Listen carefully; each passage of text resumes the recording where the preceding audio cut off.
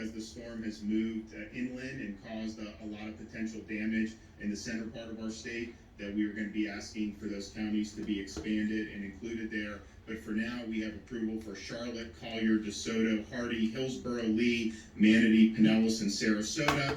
That will allow individual Floridians to seek individual assistance from FEMA. And that will be something that, as you have people that have been displaced due to the catastrophic impacts of Hurricane Ian, that's going to be something that's going to be necessary. We have been granted 100% federal assistance, Category A and B, up front for 30 days to ensure we can quickly move forward into this response and recovery situation. FEMA has, as I mentioned, activated individual assistance for those in need of help who qualify. You go to FEMA.gov, or you can call 1-800-621-3262.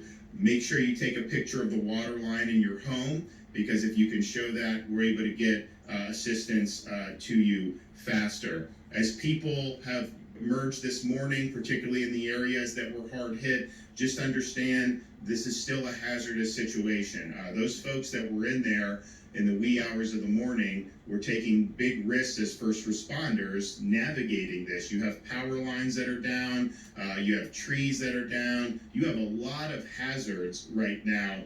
We do anticipate a lot of the water will subside in some of the barrier islands and some of the coasts, but some of those inland places off rivers and off these inlets, you're likely to have standing water there throughout all of today and even in the days ahead. So that is a hazard, and just please be aware that that is something that if you weathered the storm to this point, going and doing and getting involved in that is just totally not worth it, and we want to minimize any harm to anybody as a result of what we're seeing right now in the streets.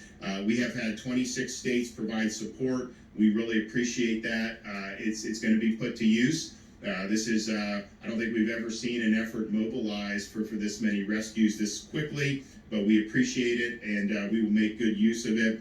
We want people to be safe. Those who are in need of life support right now, help is on the way. What they were able to do is look to see where the areas that were the hardest hit, and they've been focusing assets there. So obviously the barrier islands, but then you also have places along these different inlets and different rivers where people said the water was rising. They were calling into the county or calling 911, and so they have a pretty good sense of where those calls were coming from, and they're focusing their rescue efforts on those areas that were most hard hit. And again, I just want to thank the urban search and rescue teams, the National Guard, the state resources, and the Coast Guard for not waiting around, but going in there and understanding that time is of the essence, and we got a lot of people we need to help.